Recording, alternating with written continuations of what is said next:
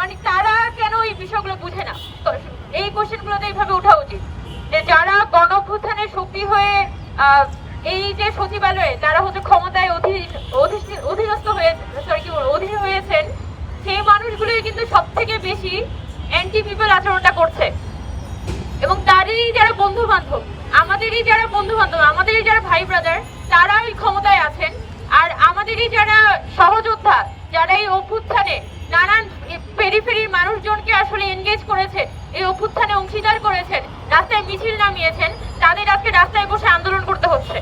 এটা কি irony of ফেট? মানে কিভাবে একটা অভ্যুত্থান এক শ্রেণীর মানুষকে রীতিমতো হচ্ছে সে আকাশে চূড়ায় নিয়ে যায়, আর আরেক শ্রেণীর মানুষকে সে কখনোই কোথাও জায়গা দেয় না। তো তাহলে আসলে অভ্যুত্থান সফল হলো কোথায়?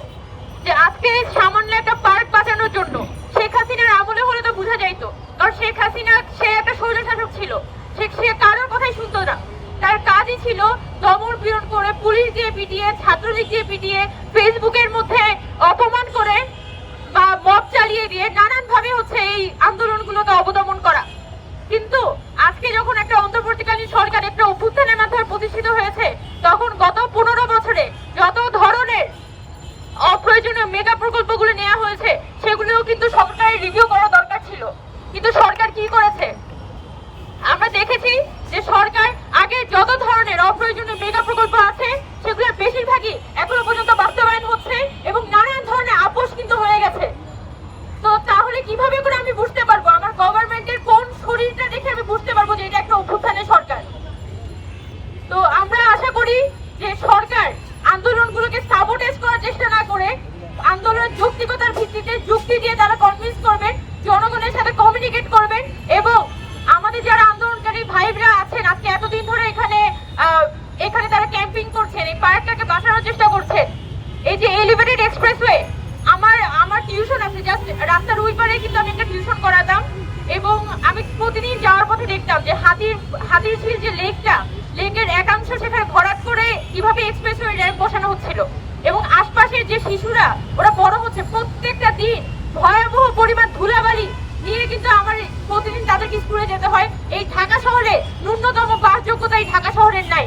গত 15 বছরে এই ঢাকা শহরটাকে কমপ্লিটলি একটা ডাস্টবিনে রূপান্তর করা হয়েছে। আজকে তো আমাদের সময় এসেছে যে আমরা এই ঢাকা শহরটা নিয়ে পরিকল্পনা করব। সরকার আমাদেরকে সবাইকে ডাকবে যে আপনারা ঢাকাটাকে কেমন দেখতে চান, আজকে থেকে 20 বছর পরে ঢাকাটাকে কেমন দেখতে চান।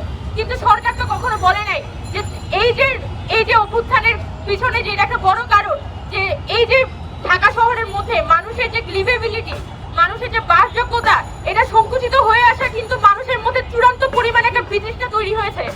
কিন্তু সরকার এই প্রশ্নগুলোকে অ্যাড্রেস করে নাই।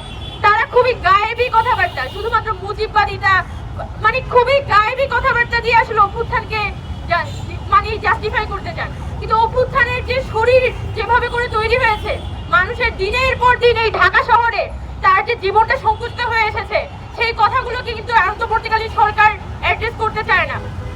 তো আমরা আশা করব যে এই বর্তমানে আমাদের যারা ভাইরা এখানে আন্দোলন করছেন, এই পান্থকুঞ্জ পার্কটাকে বাঁচানোর